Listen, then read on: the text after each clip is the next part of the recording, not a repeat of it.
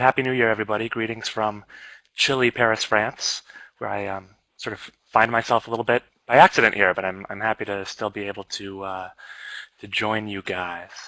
Um, so I'm a designer who specializes in mobile user experience, mobile interfaces, and something that I'd call design strategy. And really, when I wrote this book, Tapworthy, that's what I was after, is to describe sort of best practices in design and user experience, what makes a great iPhone app. So Tapworthy isn't about code or about marketing. It's really, the best way to put it is that it's really about how to think iPhone. Because, like a lot of software, the best apps account for a whole range of non-technical considerations, the psychology, the ergonomics, culture, aesthetics, efficiency. And the form and the context of the iPhone and really of all this sort of modern generation of smartphones and handheld mobile devices, the form and context of these devices put special demands on us as interaction designers that a lot of us are unfamiliar with when we're coming from a desktop environment. Uh, Basically, what I'm talking about here is there are some really meaningful changes in both context and in interaction when you're dealing with a handheld touchscreen device, and that's what I'm going to be talking about today. I want to say too that I'm really focusing on the iPhone, both as a platform and also as a device. So I'm not really going to be addressing the iPad or tablets because of the form factor of these things and the context of which they're used. Tablets are actually a very different animal than phones. So that's a separate topic. So I'll be focusing on iPhone user experience today and really looking at how designing for a handheld touchscreen is quite different than designing for a desktop. And I'm assuming that most of you folks are coming from a desktop environment. So for the next hour, what I'm going to look at is looking at these considerations from a big picture, really looking at what is it that makes a great app, what is it that creates delight in people, what is it that keeps people coming back in terms of design and in terms of features. And then I'm going to zoom down into the nitty-gritty, sort of pixel-perfect details of what makes a great app. But before getting into any of that at all, I want to talk about an awesome Swiss Army knife. Ladies and gentlemen, the Wenger Giant. This isn't any Photoshop shenanigans to this. This is an honest-to-God Swiss Army knife. In fact, it's the Guinness World Record holder for most multifunctional pen knife. It's got 87 tools, 141 functions, so some of those tools are multifunction. And it includes things like, a cigar cutter. There's a laser pointer in there, a golf reamer. One of my favorites, I think, is the keychain here. So, you can be guaranteed that you're never going to lose your keys with this thing. So look, this is clearly ridiculous, but intentionally so. It was made by the Wenger company, one of the two companies that make Swiss Army knives, for its 100th anniversary of the company. And their idea was, you know what, let's take every gadget that's ever been included in a Swiss Army knife and put it into one bitchin' Swiss Army knife. So, it's a fun bit of humor and whimsy, from the Swiss no less. But as a knife, right, it's kind of a failure. I mean, ergonomically, it's unsuited to its purpose. It's a pocket knife that can't fit in its pocket.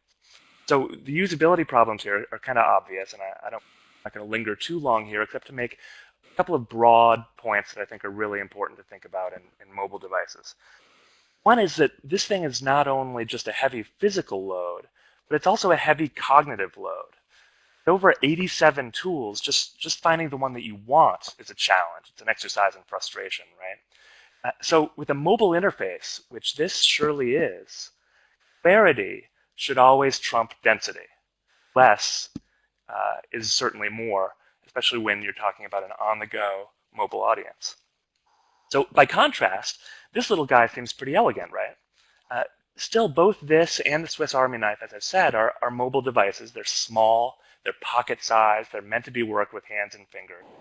And like a Swiss Army knife, the iPhone and all mobile phones, all smartphones, work sort of one gadget at a time, one app at a time, right? I mean, even with platforms that have more full-featured multitasking than the iPhone, you're still really dealing with just one app at a time in your interface. It's simple, specialized tools that you leap into the app, do something, get it done very quickly, and then either switch to another app or just put the thing away and put it in your pocket, just like a Swiss Army knife, right? So the important thing to remember here is that your app is part of a big toolbox of other apps. It shouldn't try to do everything. In fact, it should try to do a very simple, specialized job, very targeted and easily defined and understood for your user, and then assume that related complementary tasks can be handled by other apps. Focus is really important. Because if you try to do too much, like that Swiss Army knife that we saw before, you're just going to overwhelm. So successful apps depend on design restraint, and focus is important. So let me explain why. So this is the question, is it worth it? The calculation that's running in our heads with every tap. I mean, just by launching an app, we're using scarce resources, time, attention, thought. And I say scarce resources because you use mobile apps, go figure, when you're mobile, when you're at the grocery store, when you're watching TV, when you're half listening to some guy's webcast at your lunch break. So as app designers, we're asking people to give or at least share attention in what's often a distracted and rushed setting, and people have better things to do. You're competing with the big, bright world here, and if the app doesn't compete, either with the surroundings around you or with other similar apps, we're going to move on. And I mean, stats on this are pretty impressive. We chew through apps. On average, the average iOS user downloads 10 apps a month. Few of those apps ever even get launched as much as 20 times before they're discarded. They're not even worth the tiny effort that they require. Now, to be sure, a lot of these apps are sort of throwaway novelty apps, and the laugh is delivered and you move on. But if you are somebody who is trying to have a longer-term relationship with your audience, this is something to worry about, right? I mean, this is what your word of mouth depends on. And so it's important to ask yourself, when people are looking at my icon on the home screen, how will I answer the question, is this worth it? Is this worth my time? Is it worth my attention? Is it worth tapping? Or put another way, is it tap-worthy? So the first bit of this talk here is going to be sort of that big picture of looking at what makes an app tap-worthy. And most of this is going to focus on simplicity and efficiency, but it's not all about, a great mobile experience is not all about efficiency. It's not all about reducing tap quantity to get to the desired task or to finish the desired goal. It's also about improving tap quality. And by quality, I mean that it's, is there delight or satisfaction, a completed task or a laugh behind every tap? Because it's not so much whether, how many taps it takes you to finish. It's, do each of those taps, do each of those screens deliver some measure of delight? So I just want to take a little detour to mention the importance of style and charm. I'm not going to talk a ton about the aesthetics and personality of apps, although that's important, but just for time, we're talking mostly about kind of efficiency and usability. But I just want to take this quick detour to talk a little about the importance of personality. So this is ConvertBot, which many of you are probably familiar with, app bots. And it does, what is frankly an incredibly dreary, dull task of unit conversions, miles to meters, ounces to kilograms, and so forth.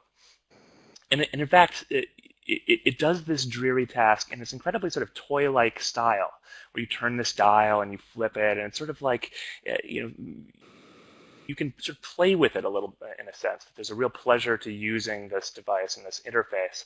It's not the most efficient interface, in fact. There are other apps that do unit conversion much faster, require fewer taps, but there's a certain pleasure in using this that has made this app particularly popular. So people return to it not just because it's efficient or does it because it does its job, but because it's fun. Have an emotional attachment, in a sense, to an app. And this is something that's pretty new, an emotional attachment to software. I mean, as geeks, maybe we've had emotional attachments to our software in the past, but for the mainstream, the notion of software as a personal accessory, as something that you are charmed by, is a very new notion. And as you think about your app design, it's important to think about what is its personality. People don't just buy it for what it does, they also do it for what it feel, for how they feel.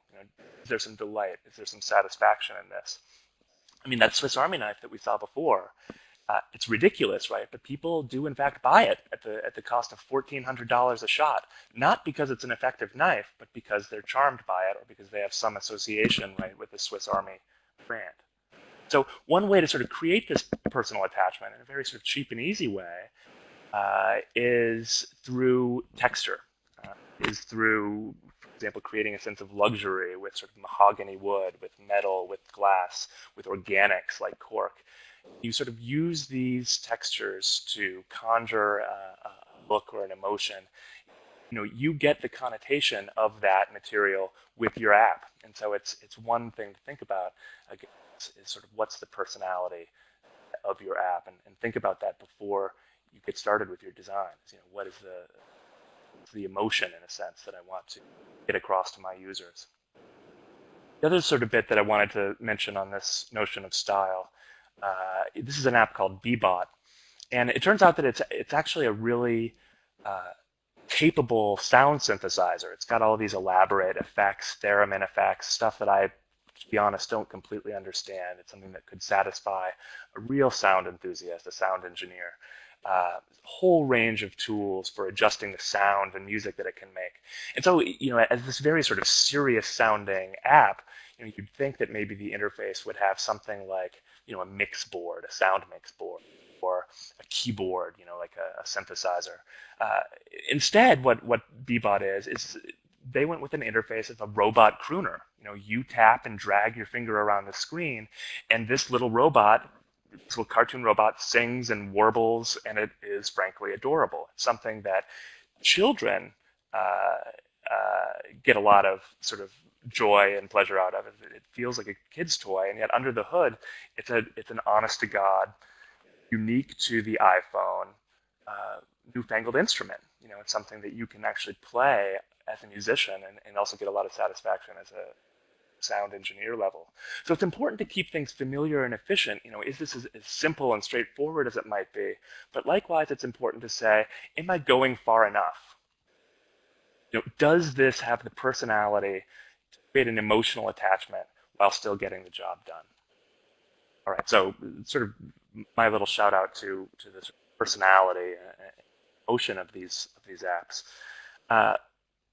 But it's also important not to get distracted by the razzle-dazzle. So as extraordinary as your app might be, as lovely as your design, as chock full of personality, it's only tap-worthy if it's useful in a mobile context. So, what makes your app mobile? Mobile isn't just on the go, I should say. I think that we have this connotation that it's for, when we think mobile, it's kind of came from the original notion of who used mobile phones and who used Blackberries. It was the on-the-go road warrior executive. It's something that you use as you dash about.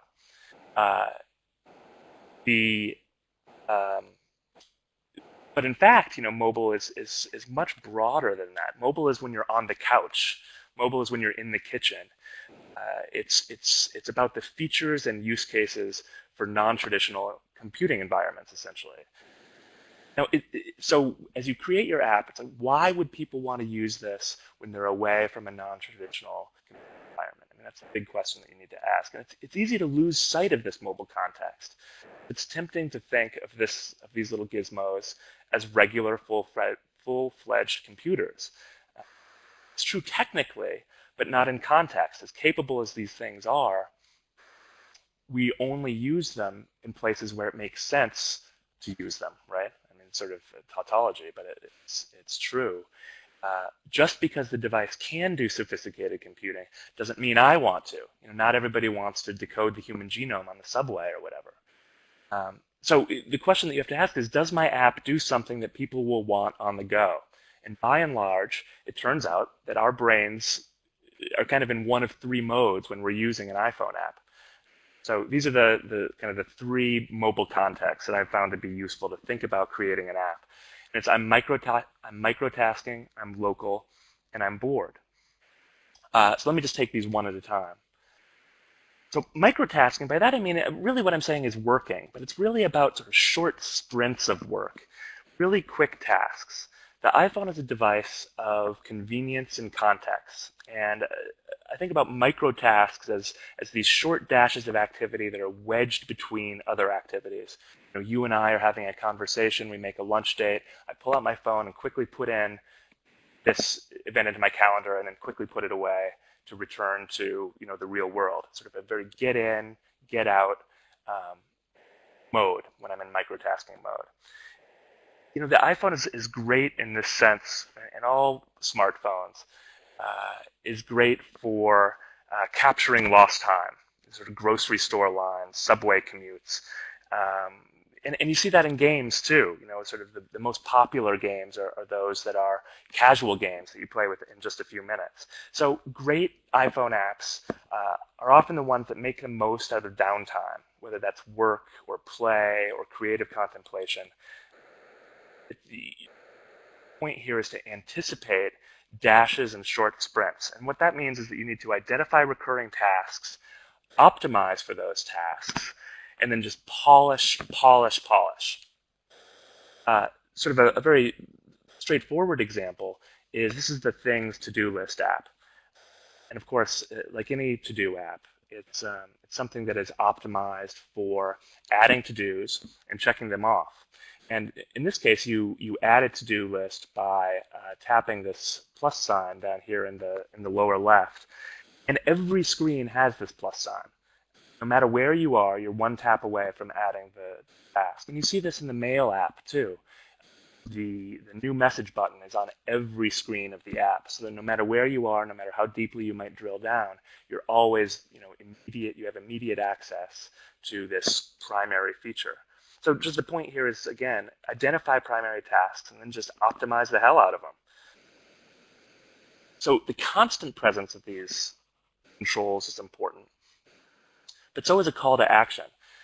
So here is the Gowalla app is actually just their just previous version. There's a slight change in the current version that they have here. Sorry, I didn't get this updated to reflect that. But it's substantially the same for this screen. The Gowalla, as many of you probably know, is a location sharing service for announcing your whereabouts. So it's all about the check-in. It's all about doing that quickly, and you can sort of return to real life after you check in. So it's got this big chunky call to action, this big orange check-in button that not only optimizes for checking in quickly, but also makes it obvious what to do here. It says this is what the app is for. This is about checking in. So you identify the primary recurring task and you optimize for it, but then you also make it drop dead easy. It's important to remember that something is wrong if people can't immediately figure out how to do the primary task of your app or of any sort of the particular view or screen that you're on. So you want to really call it out with these big chunky buttons, which, as you'll see in a few minutes, also have another very important role ergonomically. All right, so speaking of location-based stuff, let's move on to second context, which is I'm local. And by that, I mean what's around me or what's in front of me. We've been talking about personal computers since the days of disco, right? We're 30 years into the personal computer thing. But in a real sense, this generation of devices is very much the very first truly personal computer. Not just because you always have it with it or you always carry it around in your pocket, but because it knows so much about you. And that's really, as much as anything about its sensors, right? I mean, the thing's got sight and hearing and touch.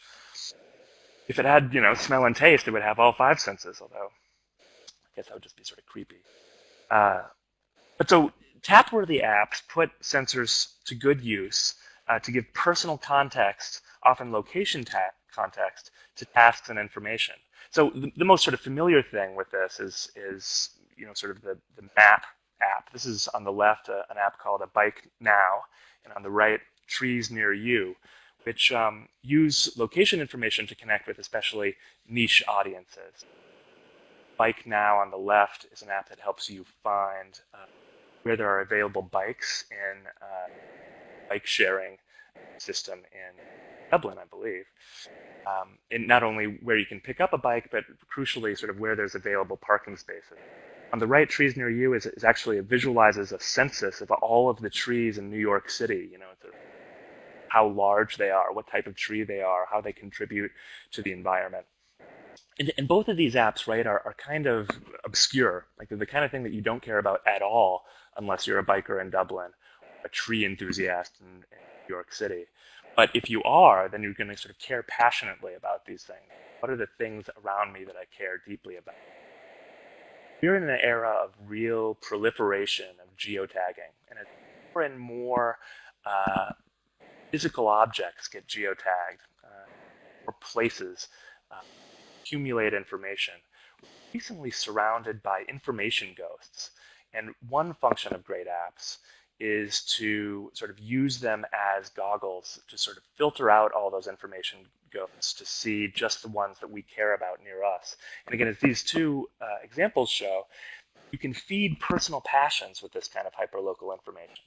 Right, so this kind of map what's near me thing is, I think, familiar to all of us. And it's sort of the obvious use of sensors, in particular vision stuff. But again, it's useful to think, as I said with the Bebot example, am I going far enough? How can I take this further? What else can I do with sensors that may be more subtle and yet, because of its subtlety, a more useful help in terms of the context of what the user is trying to do. So much more than just finding, the nearest Starbucks, it's not just what's around you, but what's sometimes right in front of you. Just a few examples here. An app called Shopper. Actually, it's a grocery store app, a grocery shopping app. It manages your shopping list. And it can actually rearrange your shopping list based on the store that it detects you're at. So at this store, the produce comes first, and then the deli section, and then section, for example. But at that other store, no, I want to have the bakery and then dry goods. So it's something that is not super location-y, but it sort of says enough. I think that I can do something to help you out a little bit by detecting where you are and helping to sort your shopping list in a more way. Babbleshot is an app that lets you take a picture of a sign or menu in any language and then convert it to any other language. Many of you, if you follow the App Store regularly, probably saw or heard about an app called WordLens, augmented reality app that came weeks ago, where in real time, without any internet connection, you point it to text in English and it converts it to Spanish or vice versa. It's remarkable, and it's you realize, man, we are in the future. SoundCurtain is an app that uses the microphone to detect the ambient noise around you and then play back sort of music, sound, the sound of a waterfall, for example, and music to cover and adjust for the sound around you. So it doesn't block noise, but it sort of effectively covers noise around you in a very responsive way. So these are just sort of three examples that I wanted to offer of how thinking about sensors in slightly offbeat ways of, how do I help to improve the personal context, the information, the goals of the person who's with me.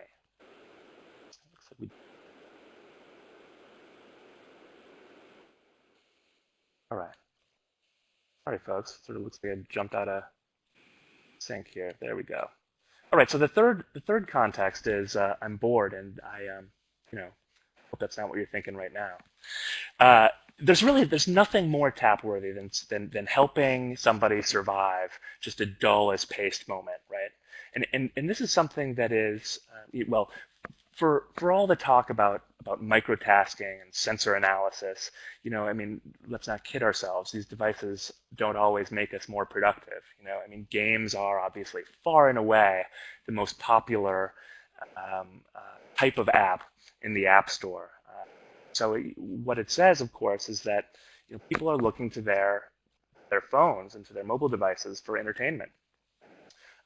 And it's really for the very same reason that they're useful as microtasking devices. We turn to phones when we're bored because they're always with us. They're always there and available to save us from that deadly dull moment that we find ourselves in. So whether we're looking for a video game or high literature or increasingly kind of low humor, Our phones are always there to entertain us. And increasingly what we want is to be made to laugh. Boredom floats an entire industry of fart sound apps and moron tests, right? That's that type of humor obviously isn't anything new. We've had a toilet humor since the days of Chaucer. But this is the first time that it's ever supported, a full-fledged software genre. And it's easy to make fun of these kinds of apps, and Apple did it itself in its guidelines for App Store review, where they said something like, we have 300,000 apps, we don't need any more fart apps. It's easy to make fun of these kinds of apps, and they're obviously not very sophisticated, but they do mean something. And that is that software is not just for work now. We want entertainment, and this is tied to that sort of emotional attachment and charm that I was talking about earlier that is new to mainstream software users. Software is no longer just a tool. We consider it content. That's a big change. Young people and geeks have often turned to computers and to software for entertainment. This is the first time that a really huge mainstream wave has said software is for entertainment, and they turn often to their own personal mobile devices for that. The good news is that you don't have to rely on intestinal distress for your app to kind of scratch that boredom nerve. There are other kinds of entertainment that even relatively workaday entertainment or productivity apps can use. So here on the left, there's an app called Runkeeper, which is a terrific running and exercise journal. And on the right, Lose It, which is a calorie counter. And both of these, are apps that track personal stats. And really, in a sense, they turn your own personal stats, how far I've been running, how am I doing on my diet, into a video game, right? I mean, it's a video game for narcissists. So this might seem like a far stretch from novelty apps or games, but whether you're talking about those types of apps or books or news or YouTube or your Twitter feed, they're all about story. They have a common thread of exploration. And so productivity apps are great at providing this kind of exploration, are great at providing distraction and exploring a different world, especially apps like these that collect personal data. Because, they say where you've been and where you're going. They let you explore your own personal history. Again, we all love that. It's video games for narcissists. So it's not just about microtasking that's important if you're building a productivity app, but it's also important to provide an opportunity to let people slow down and take a leisurely crawl through all of that data that they've hustled into their computer. And to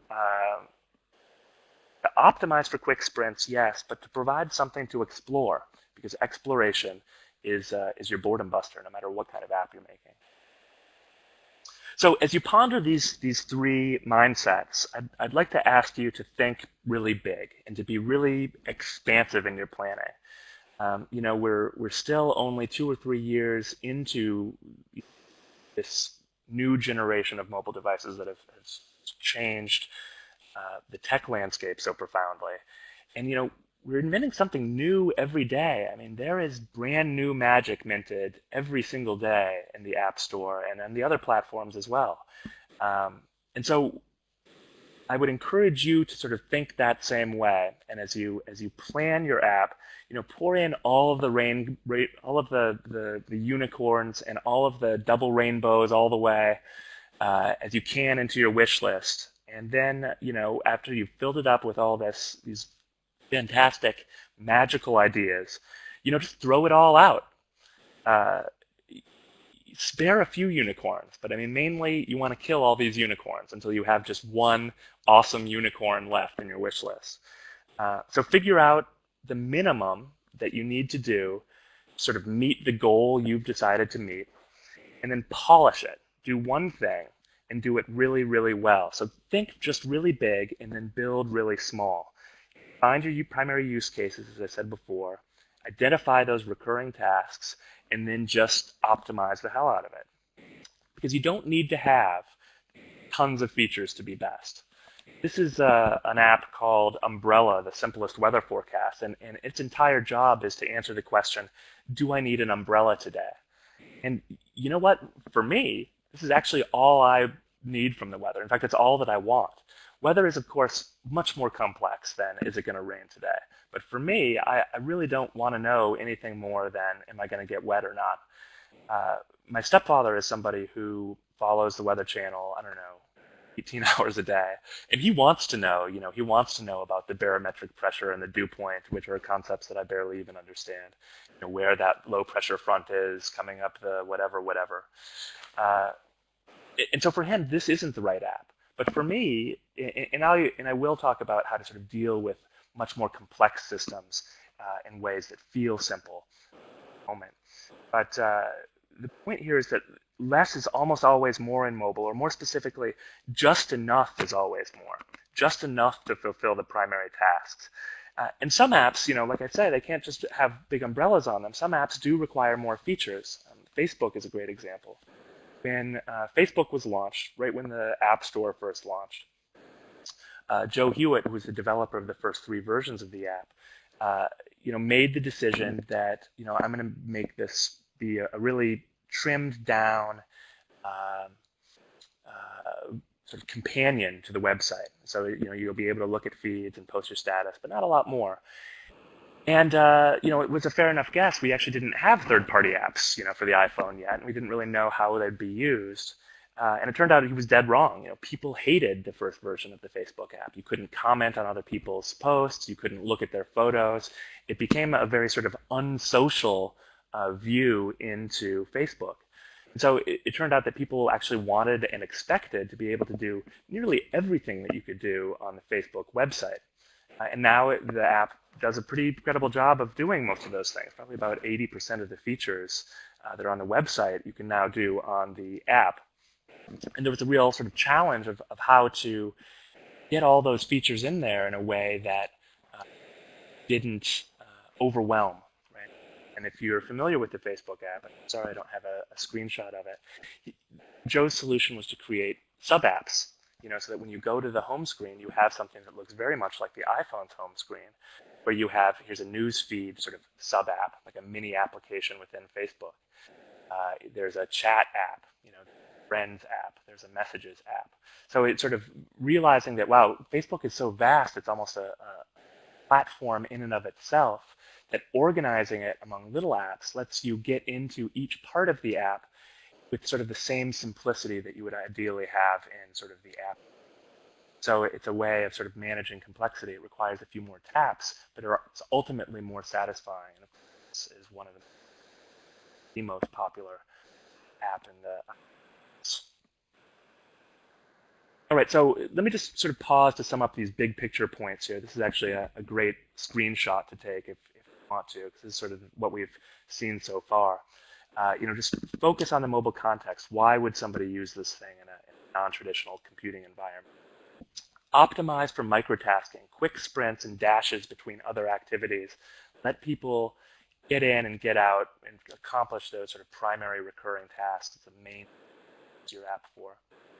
Use sensors to enhance that local context to give better information and context to the tasks that people are trying to do.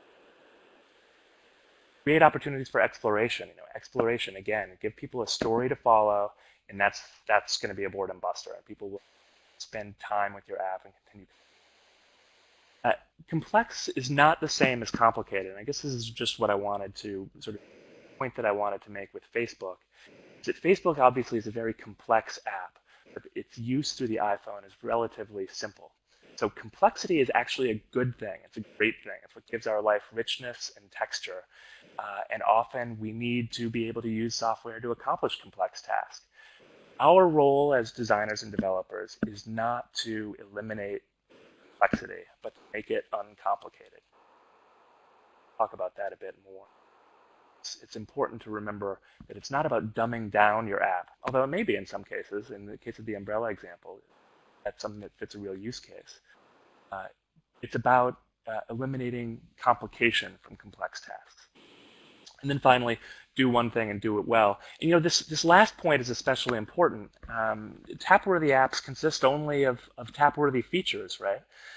And so every aspect of your app should bend to completing this very limited set of carefully defined use cases that you've had when you've been slaughtering all of your unicorns and throwing out your rainbows. And so you want to put every feature through this filter. Is it worth the effort? Does it make the user more awesome? What superpower does this really give the user? Because if you don't edit, here's the risk, right? I mean, the more features you have, the more controls you need. Too much in a small space in this case. And like this knife, the iPhone has physical constraints too, which the Wenger giant here obviously flaunts. But I'm not just talking about the small screen. Right? It's more important than that. It's that it's handheld and works by touch. So as a designer, you're doing a lot more than just pushing pixels. You really are kind of designing a physical device. And I don't mean that literally, of course. I mean, your interface is still a set of virtual flickering liquid crystals in the end. But it's explored by human hands in a way that's completely unlike desktop apps.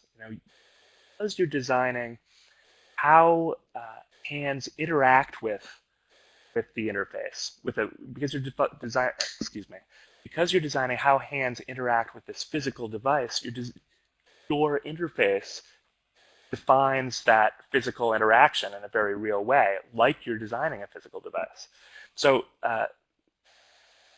in the same way as if you were actually like soldering buttons onto the face of it, this is really sort of a matter of industrial design. So here again, sort of similar to the knife, until you open one of its gadgets, right, a Swiss Army knife isn't a knife at all. It's just a handle, a blank. Similarly, this thing is just a slab. It's a blank slate. It's waiting for you to impose whatever interface you choose. And because it requires touch, that interface defines the device in a very physical way. Again, it's really a matter of industrial design with real ergonomics at stake. How does this thing feel in your hand? Not just how do your pixels look, but how do your pixels feel, right? Specifically, how do they feel in one hand? It's really important to think about and optimize your designs in portrait mode for one-handed use, which means basically optimizing for the thumb. When you're holding it with one hand, you're always tapping with your thumb. Now, thumbs are amazing because it's what separates us from the beasts.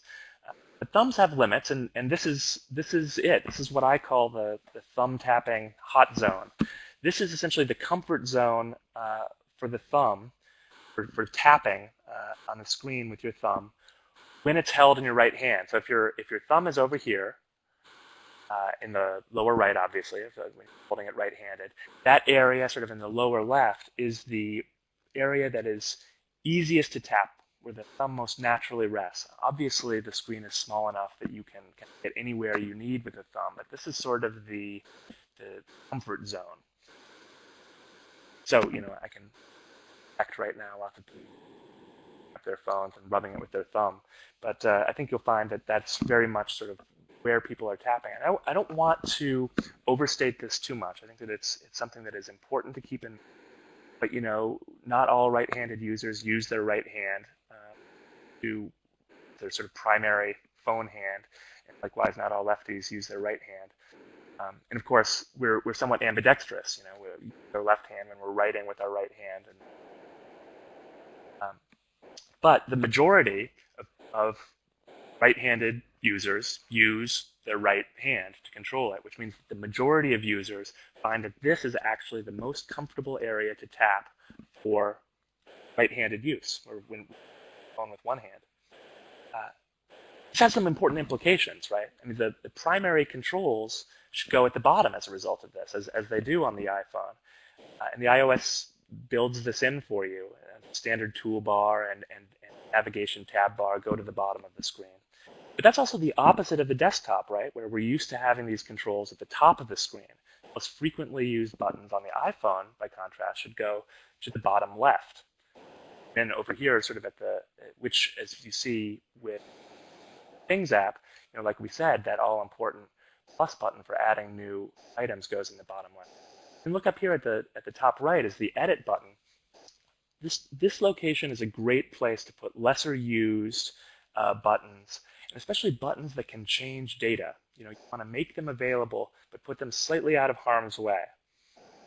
So this is not just a thumb comfort issue, though, in terms of sort of where you place buttons and sort of where things get tapped. It's also important to remember that fingers obscure the view of the screen. Fingers are doing the walking, if you will. You've got to clear the way for them as a designer. This is something that we see in this is a classic concept of industrial design, where you always have the content at the top and the controls at the bottom. It's an age-old convention, right? You put your feet on the bottom of a scale. You've got your fingers are working the bottom of the iPhone, of the original iPod, this light meter, the same deal. You keep your fingers down at the bottom, out of the way of the controls, and it's important to sort of think about it that way as you design interfaces for apps. Is feet at the bottom and content at the top. So the thumb zone sort of also means optimizing. When you're optimizing for right-handed users, which are majority of users, and I'll get to lefties in a second, that means that you put the most important controls at the bottom, as you said, but also at the left edge. And so here's this screenshot of Twitterific version 2. It's obviously changed a bit since then, but this is a useful example, as you'll see in a moment, to see how right and left are really important to consider in terms of the ergonomics. And so in this case, you see that the two left toolbar icons are the refresh button and the post a tweet button, which are, of course, again, the two primary tasks, right? Reading and writing in a Twitter app. And conveniently enough, of course, that's also how we read left to right. So that's not itself any great surprise. That seems logical. But when you look at the this control panel that Twitterific 2 had for controlling what to do with an individual tweet, you see that they had this little control panel that popped up. And when you talk to the developer, Craig Hockenberry, he would have told you that it was really important to think about the ergonomics of this thing. Where does the delete button go, for example? And when you put it here in the bottom right of the screen, that's actually one of the more difficult places to hit with the right thumb. And so it's again, even though it's in the mix with all these other controls, it's a bit out of harm's way there. Now, the problem, of course, is that if you are optimizing for right-handed users, that means it's kind of by default that you're actively hurting lefties, right, which are about 10 or 15% of the population. And so what Twitterific did, and what I think it makes a lot of sense for a lot of tap-intensive apps, is to offer a setting to flip controls for lefties. So on this screen, after you flip that control, you can see that the buttons actually flip horizontally. So now that delete button, instead of being on the lower right, is now on the lower left, which if you left-handed use is comfortable, whereas for frequent button presses are in that hot zone. So again, this is the kind of thing that for tap-intensive apps may make sense. And of course, one problem with this now is that it's actually now the opposite of the way that we do. So as we accommodate lefties' thumbs, we're actually asking them to take on a bit more of a cognitive load. So that's a balance that has to be weighed. Is that load that you're asking people to think a little bit more about the interface? Is it worth it?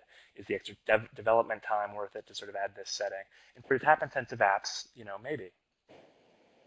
So one more example in this sort of tap-intensive realm. This is pCalc, which is a scientific calculator app. And actually, it's been a calculator app on the Mac for just about 20 years. And of course, when it was on the desktop, it looked very much like this. It was a calculator-style interface, but of course, it used a mouse and a keyboard, not hands, to work it. When the developer James Thompson saw, the iPhone come out originally, His thought was, oh, great, I've already got the interface. All I have to do is pour it in kind of as is into the iPhone. And this is the result that he had. So this is the very first version of pCalc. And the overwhelming feedback that he got was, oh, you must be left-handed because you put the number keys on the left side, which is, obviously right-handed people can sort out how to use it with their left thumb. It's not a huge deal, but it's slightly uncomfortable for them. And lefties, by contrast, were like, wow, thanks, this is great. And so in the next version, he swapped it. So here it is. But he left an option to swap it back so that lefties could continue to use it. So again, this is an example of how seriously scientific calculator users kind of think about the layout and the ergonomics of their apps, but also that when you're dealing with very tap-intensive apps, the specific location of buttons for right versus left is really important. All right, so the position of apps is obviously kind of a big deal, but also sort of is button size and how big is a fingertip. Apple, as with so many things, has a very specific opinion on that. And they say basically 44 points, about 1/4 of an inch, is how large sort of the minimum size for buttons. It's the spread of the fingertip, the content as a contact point on the screen, basically, sort of the size of the target that a finger can reliably hit. Just a quick aside about points. Until the release of the iPhone 4, all measurements in the SDK were always in pixels. Because iOS 4 introduced, because the iPhone 4 doubled the resolution, suddenly there was something that had to be done to sort of make things work a little bit better. So iOS 4 introduced points to account for the different screen resolutions. So 1 point is 1 pixel on older phones, and it's 2 pixels on the iPhone 4, since it has twice the screen resolution. So when you're designing for native apps, think in terms of points and not pixels. And 44 by 44 is the minimum ideal. And in fact, you see, Apple is sort of such a believer in this 44-point size that the number 44 shows up all over the interface. It's the height of the calculator keys on the built-in calculator app, height of the keyboard keys. I should mention here, obviously, you see that it's 44 points high, but narrower than that, right? I mean, they had to make it narrow enough so that you could actually fit all of the keys on the screen. So some compromise is sometimes necessary because a keyboard without all of the keys wouldn't do anybody much good. Sort of the rule of thumb here, if you will, is that you can squeeze one dimension to 29 points. So as long as one dimension is at least 44 points, you can squeeze the other to 29. So that the practical minimum to think about for your buttons should be 29 by 44. But again, this 44, it keeps on showing up. It's the size of the navigation bar at the top of the screen. It's the size of the standard row. It's the size of the tab bar at the bottom. And really, how cool is this? I mean, this number 44 it's almost like the golden mean of the iPhone interface. It's the size of your fingertip, and it's also the size of all of the standard elements. So iOS is an interface that has been built not only for the hand, but of the hand. So every element is in proportion not only to itself, not only to the other elements around it, but also to the finger. So if you're designing to a 44-point rhythm, it's something that will give your app kind of visual rhythm. As any of you who are familiar with doing grid design know about having that sort of visual rhythm and having everything in proportion to each other is important. But it also means that it's going to feel right in the hand too. It's going to be in proportion to fingers and thumbs. So don't just think about 44 just for the buttons, but for the overall layout of the app. And it doesn't have to be sort of literally 44. The home screen grid is organized in blocks of 88 point, which of course is a multiple of 44. The idea is just that organizing in these sort of 44 chunks, again, it makes the app not only look right, but feel right. So designed to a 44-point rhythm. Folks, I'm going slightly long here, and I apologize. Catherine, I assume that it's Is it okay if I go a few minutes longer? I hope you guys will indulge me. I've still got some good stuff for you ahead.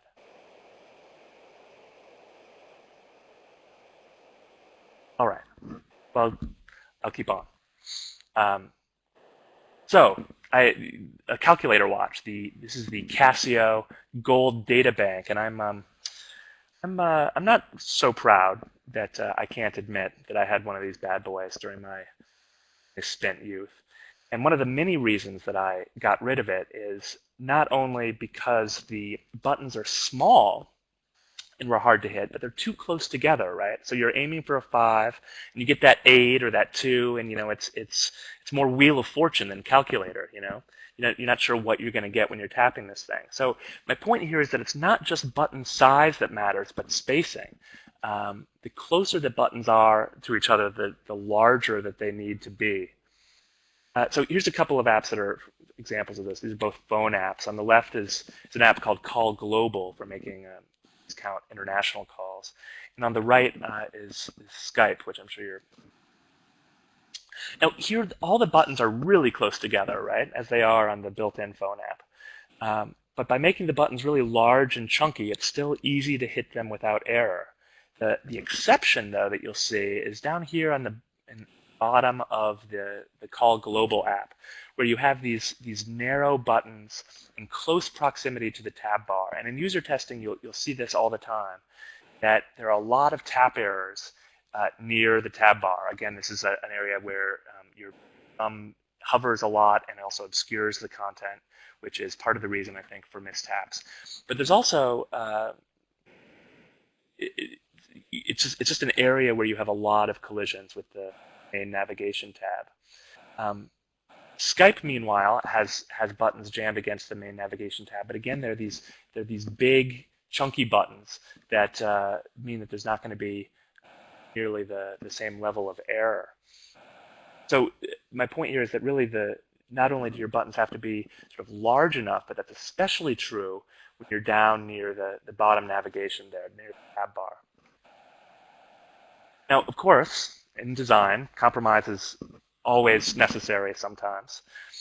This is the USA Today app, and and you can see here at the very bottom, right again, here by the navigation bar, you have these tiny little icons, the information icon and the refresh icon, that are not only super tiny, but right here jammed and sort of fixed right on top of the tab bar.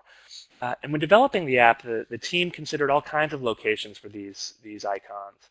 And they sort of played around with it at the top, but they thought it gave that too much visual weight and started to fight with the USA Today logo and sort of the signature weather. And so this is what they wound up with as sort of a fortunate compromise. But what they discovered, right, not surprisingly, is that it was nearly impossible to hit these targets. They were just sort of too small. So their plan was that they were going to make the tap area around the icons slightly larger than their physical footprint. That is, the tap area would be 44 points and extend into the canvas and into the tab bar ever so slightly, so that even though they had a small physical footprint, they had a big, chunky, fat tap target to aim for. The trouble is, so this is sort of what they were thinking about, is how to do that expanded tap area that was actually larger than the button itself. The trouble is, Apple sort of got there first, and it turns out that the tab bar already uses this trick, extending into the canvas. So this explains a bit more, right, why there's often tap errors near the bottom of the screen, near the tab bar, because the tap area actually covers the stuff that's in your interface. And so what the USA Today team had to do was to design their own custom tab bar to work around the problem. So they sort of aped the iPhone tab bar and created their own so that they could, again, kind of get this hot zone here. The point is that if you're going to take tap risks, you have to do everything you can to minimize the impact, even if that means rolling your own controls, as the USA Today. You've got to make all of the buttons easy and comfortable to hit accurately. It's another example when the Things to-do list app rolled their own checkboxes, the tap area extended into the title too.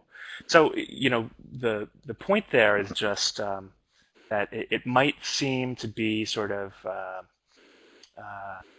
counterintuitive, but the success of small interfaces relies on big elements, on chunky buttons, on generous spacing. And that's not just the ergonomics, but sort of again, the cognitive load of the thing. The less there is, the bigger the things that are there are, the easier it is to take it in at once. Which brings me to this other guideline here of app design: be a scroll skeptic.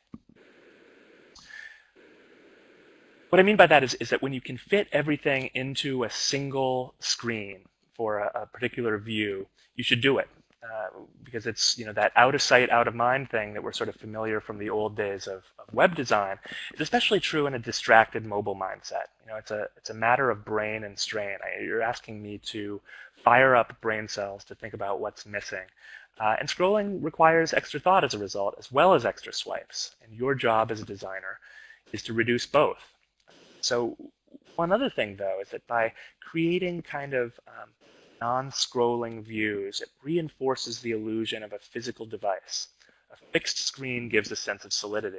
It's particularly true and useful for utility apps, which is to recommend using this, particularly with these simple utility apps. The weather app, of course, is sort of the prototypical utility app. You can take it all in at once, very easy to understand what's happening. Architecture of this screen, very clear. And that solid border around the content says, you know what, this is all there is. There's no scrolling to be done, although you've got the indicator that says you can look at cities by swiping left and right. Another app, this is Surf Report, an app that tells you about surf conditions. So this class of apps, very graphically rich, they telegraph quickly, and they pass what I call the glance test. Apps pass the glance test when you can hold them at arm's length and still soak up the information quickly. And it's not a bad measure to think about, particularly if you're doing one of these sort of big graphical utility apps. It's another example, T-Round, popular in the UK, I suppose, where it tells you, whose turn it is to brew the tea. Most apps, of course, need more than a big teacup. You can't just strip out all the controls or information. And of course, sometimes scrolling is necessary. But it shouldn't necessarily be your sort of default position to think about. It's a useful filter to ask yourself, can I fit all the information into a screen without cramming it too tight? An example here of that is AccuWeather.com. This is admittedly a little bit of a busy screen. It's not the prettiest thing, but they've done a good job of sort of showing how you can handle dense information without throwing it at the user all at once. So weather, as I said before, is complex, and there's a lot of information that can be conveyed for the people who actually want to consume that amount of information. So here, the way that you find out more is that you use the content itself as a button. Here on the left, if you want to find out more about the weather on Thursday, you tap Thursday, and then it shows you the forecast for that day. Similarly, for the hour, you can actually, my stepfather can actually get the dew point and humidity that he actually cares about at that hour. But the point here is that by using the content as controls to sort of slowly reveal the information, this no-scroll view provides rich weather information without completely overwhelming the user with everything all at once, which ironically is actually one of the problems with AccuWeather.com's iPad app. But as I said, iPad's sort of a separate story. So this approach requires more taps, but each screen is more digestible as a result. So like I said before, it's more important to improve tap quality than to optimize tap quantity. So tap quality is something to think about. It's like how much, if you think about a app tap flow as a conversation, you only sort of give out a bit at once, and then you let people ask a question in the form of tapping on something, and tapping on the content that they want to know about. And so in that way, you sort of let people explore gradually complex information rather than dumping on them all at once. USA Today has done some clever things with thinking about no scroll views. Here in their pictures section of their app, they use an accordion view to display the pictures. There's a fair amount of Chrome here. The way that most of you are probably familiar with accordions, but just quickly. So you're here looking at the Day in Pictures section, for example, and then you tap on Celebrities, and Celebrities opens up, and Day in Pictures closes.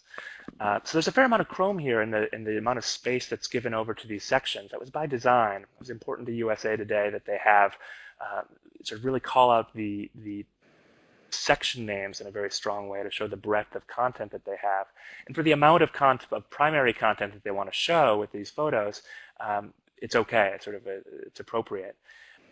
But one thing that they found actually is because it's an unfamiliar control on the iPhone, not everyone knew how to use the accordion control. And so what they did is they added an animation hint to give people a clue about this. These section titles sort of spill in, animate quickly from the top of the screen as if they're sort of falling down when you first come to this view, to let you know that these things move and to hint that you can move yourself. Now, the no-scroll view, as I said, doesn't work for every type of content, with news feeds, with headlines, with email lists. Obviously you need to be able to scroll through lists. USA Today actually did experiment with using the accordion view for their front page headlines, and this was the result. Only one headline is visible. Can you imagine coming to a news app and only being able to see one headline at a time? So they sort of quickly dispatched this early mock-up after trying it out. I want to mention sort of one other little animation hint here.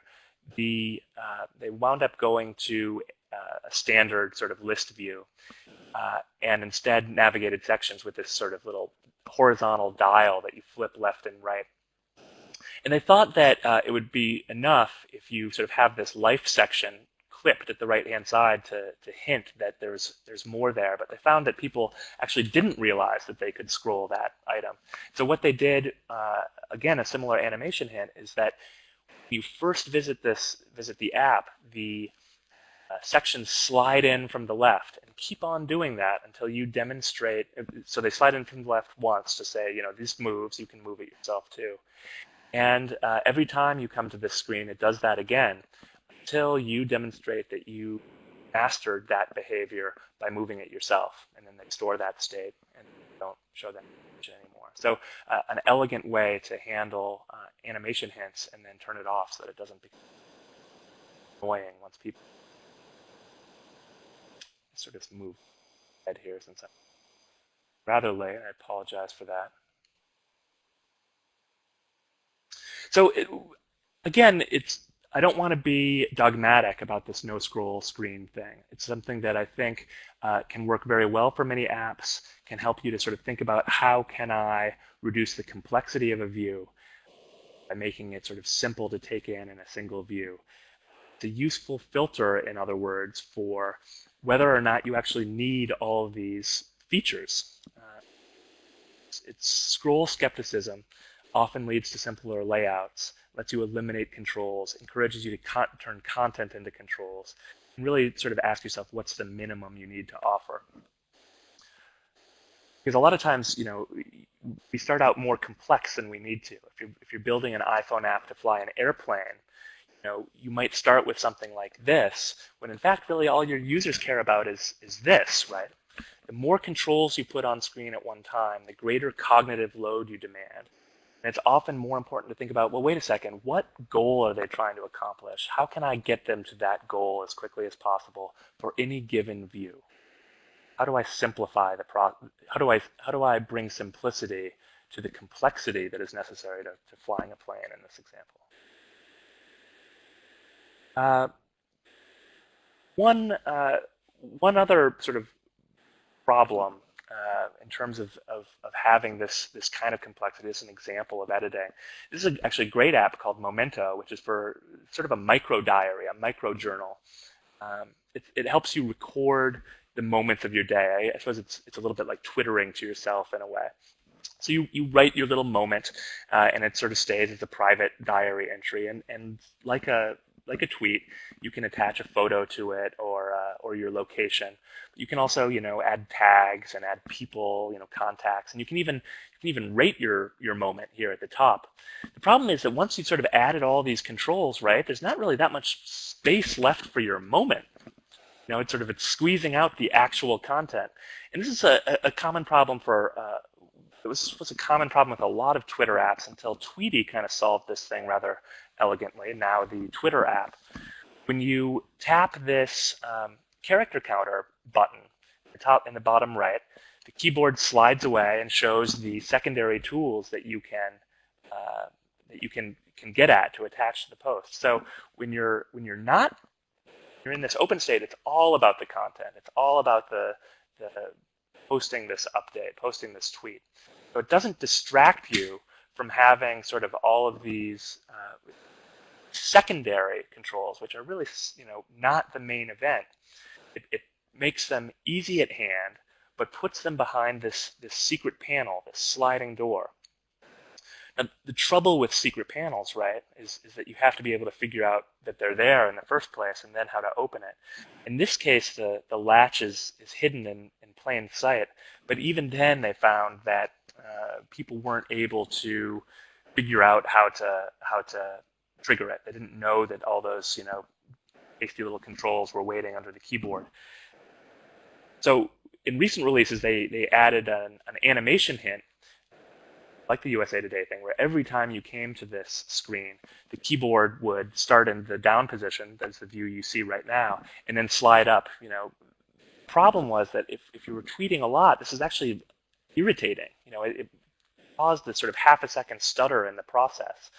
And then so what they've since done is changed it so that this animation happens only sort of the first time that you do it. I would say that probably the better result would be to keep doing it until you demonstrate that you've learned it, like the USA Today app, by pressing the button yourself. But in any case, it's sort of this limited animation hint is something that's especially helpful for helping people get clues to where they might be able to find more tools or content, or how to work controls that may be unfamiliar. So just to sort of round up this more sort of nitty-gritty, finger-friendly design stuff, again, this is a good one to take a screenshot of if you like. Use the thumb's hot zone. Think about where fingers and thumbs come to rest. Design to that 44-point rhythm so that all of your elements are not only easy to tap, but are in this very pleasing rhythm with one another. Generous with space, chunky buttons, lots of cushion around them. Or the less cushion that you have, the chunkier the button, as you saw with those phone apps. Content at the top, controls at the bottom. Otherwise, your fingers and thumbs are actually going to get in the way of the content and make your app harder to use. Where it's practical, not always, don't be dogmatic about this, avoid scrolling. Be skeptical of scrolling, and it's a useful filter when you're doing a design. And finally, put secondary controls behind hidden doors. I've just got a couple of slides, and I'm running late anyway, so I may as well finish this up with you. All this stuff takes a lot of planning, and here's a plan I just wanted to share with you that my friends have a 6-year-old girl named Nina, and this is her plan to trap her grandmother in a cage. You can see here on the left, she's got sort of what she's going to need for this trap. She's going to need wood and wire and sprinkles and a cake. And her plan is, that she's going to take a piece of wood and the wire, and she's going to build a trap out of it and weave a door out of the wire and take the other things and make a cake. And then she had to, actually, her plan became so elaborate that she had to add more paper, put the cake inside the trap and hide. And so what Nina understands, and what we need to understand as all kinds of designers, is that complex plans are best worked out on paper. Sort of leave nothing to chance. I'm a big fan of paper prototypes. It's a great time to involve stakeholders and even get them to participate in the sketching process. It's something that you'll find helps them understand sort of the limitations and the focus of the screen space. Really important to do that paper wireframe work, especially because changing paper is cheap, but changing pixels is often expensive and difficult once you add the layout. For the Things To Do List app, they take this stuff very seriously. This is the complete paper sketches of each and every screen that they built for the Things app before they started building. It's sort of a sacrosanct blueprint for how the thing would work. They even had, I mean, look at this, sort of the watercolor treatment on this.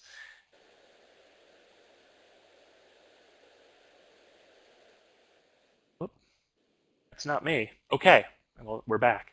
They even put sort of like watercolor treatment on this, to sort of, it's a labor of love, right? And it shows sort of the seriousness with which they wanted to think about this stuff before starting to code. But once you've figured out what you want to do, you've got to get to a device pretty quickly. It's important, to, as you've seen, to find out how your app feels, especially with the screen resolution differences between the simulator and the device. It's important to find out, how your buttons are. These are some of the early screenshots for the pCalc app that we looked at earlier, where you just really very clearly kind of get a sense of how small or large should the buttons be to feel right. Does the app pass the glance test? This is also for Twitterific, sort of a before and after prototype that they made on the profile screen. And so on the left, you see it's just dummy data with standard controls just to try to get a sense of how does the flow of the app work? How does it feel in the hand? That evolved gradually into what you see on the right of the design. But my point here is just that it's the bones of the app, right? It's the features and the controls and the layout that you have to pay attention to that doing this kind of prototype really lets you test. Because if you get those things right, chances are your app is going to be tap-worthy too. Thanks for bearing with me for going over a little bit, guys. That's what I've got here. Happy to take some questions if you're willing to stick around a little bit more. I see you've already asked plenty already. And I can continue. Catherine, you let me know if I should. But I'm also happy to continue the conversation on Twitter at GlobalMoxie, and find me website at globalmoxie.com. A couple of quick things. If you found this stuff interesting, it's sort of a taste of what we're going to be doing with an O'Reilly online course starting in 3 weeks. 8-week course with, of course, once a week online. And so here's a discount code, JCTWD, which gets you $40 off the price for that 8-week course. And you can find out more at training.o'reilly.com. The other thing is I hope you'll consider picking up the book if you found some of these ideas interesting. This discount code gets you 40% off the book and 50% off the ebook. All right, so I'm told that we can go a few more minutes for questions. We've got about 8 minutes here. And Henry asked, is the iPad mobile or not? Is an iPad considered a mobile device? And Mark Zuckerberg kind of threw this into the fore when he said that they weren't going to build a Facebook app for the iPad because the iPad wasn't mobile. And, I think that sort of in the context of how Facebook thinks about apps, he's probably right, that for them, it's not particularly a mobile device that needs its own app. Facebook website is very competently done and works really well on the iPad, and it's not clear that they need something that's a different form factor. A simpler mobile app, or sort of what we would think sort of traditional sense of mobile, of literally being on the go, using something in context of a grocery store line or whatever. That's something that is a very different context than what the mobile website is used for. I'm sorry, than the full desktop website is. But the full desktop website for Facebook works great on the iPad and doesn't really require any new changes to the kind of the context or the challenges that are made. Again, it's a question of saying, do we need something different than what we already have on offer on the web? Context demands something different, or does the form factor demand? Is, I think, really the question to ask. There are a lot of similarities, but also a lot of differences between iPad and the iPhone. And it's a whole topic unto itself to do the tablet. But I would just sort of say quickly that the iPad is much more of a device of calm and contemplation. Something that you use much more on the couch, in bed, at the breakfast table. When you see people actually use it, they often actually will pick it up and go to a more comfortable seat if they're sitting at their desk. when they're using the iPad. It's something that is about sort of more calmly considering what's on the screen than sort of microtasking dash of the iPhone. Also, the form of the tablet means that a lot of these sort of touchscreen rules that I've talked about that are really important for a handheld device aren't as important, or I'm sorry, well, the concept of thinking about touch is very important for the iPad, but sort of the rules of where things go fall differently. Things are better at the top of the screen for main controls for iPad because the screen is so large that you'll actually sort of lose track of your controls at the bottom, and also the way that you often hold the iPad if you're sort of in your Barca lounge or balancing your iPad on your belly. Those buttons at the bottom will kind of disappear. So it's again sort of reverts back to more of a desktop rules of having or having controls at the top and at the left of the screen rather than at the bottom. Ian asks if I plan to release an updated version of Tapworthy since iPhone and iPad technology is moving so fast. I'm actually pretty pleased. I should say Tapworthy only came out about 6 months ago, and so it's not totally long in the tooth at this point. But I'm actually pretty pleased about how well the principles are sort of being holding out. So I'm fairly confident at this point that a lot of the big picture principles of how to think iPhone, how to use the controls that are given, the ergonomics of the device, are going to have a pretty good shelf life. I am planning on doing an iPad book, and that is just in the very early stages. Again, that's a whole new area, and I think a very exciting one that brings up a lot of questions about a lot of new opportunities about how do we use gestures. And I think that it's going to be really important for tablet devices for us to think about, really rethink a lot of the interface conventions that we've developed for the desktop in particular, thinking about how we use gestures more broadly and how can we help the mainstream and the public develop a gesture vocabulary for working with software in a very direct touch way.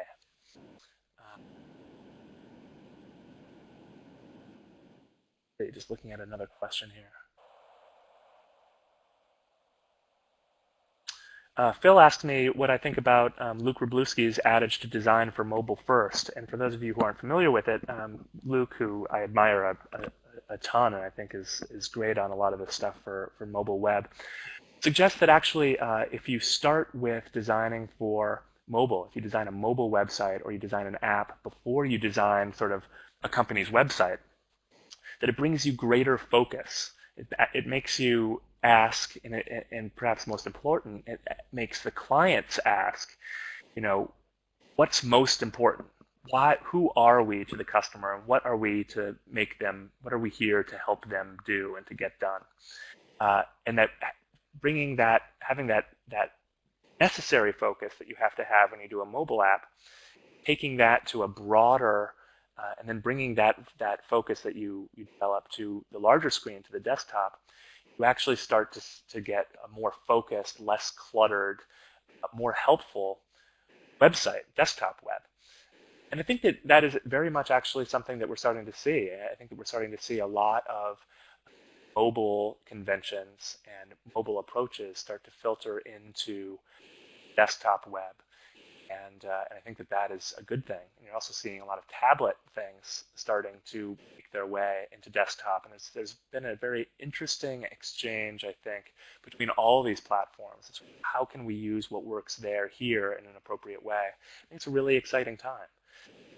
One thing that I'll say, though, is that I think that as a lot of us struggle with how do we develop for all of these different platforms, and it is inevitable, and a lot of sort of brouhaha about native app versus web, web.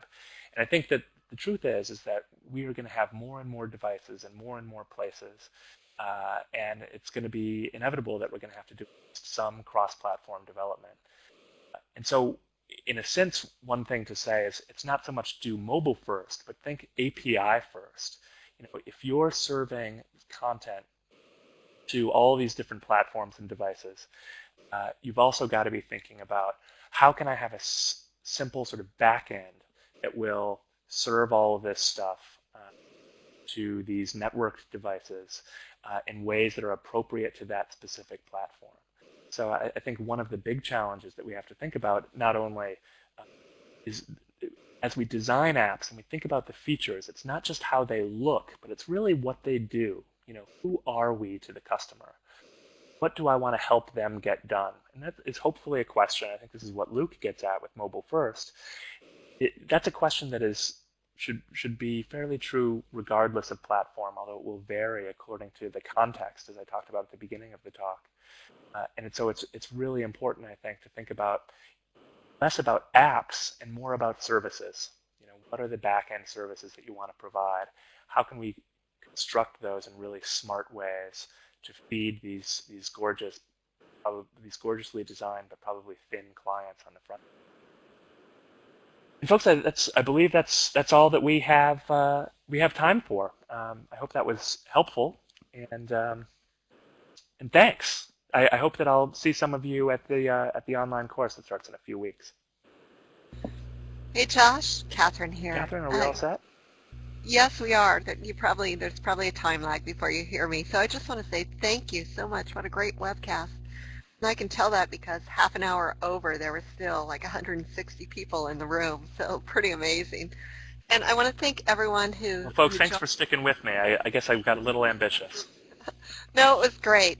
So thank you, everyone, and we'll send you a link to the recording. I won't keep you any longer. Feel free to use that discount code, and be sure and check out Josh's online class. It starts in just a couple weeks. So enough said. We'll close out the room now. Thanks, everyone. Bye.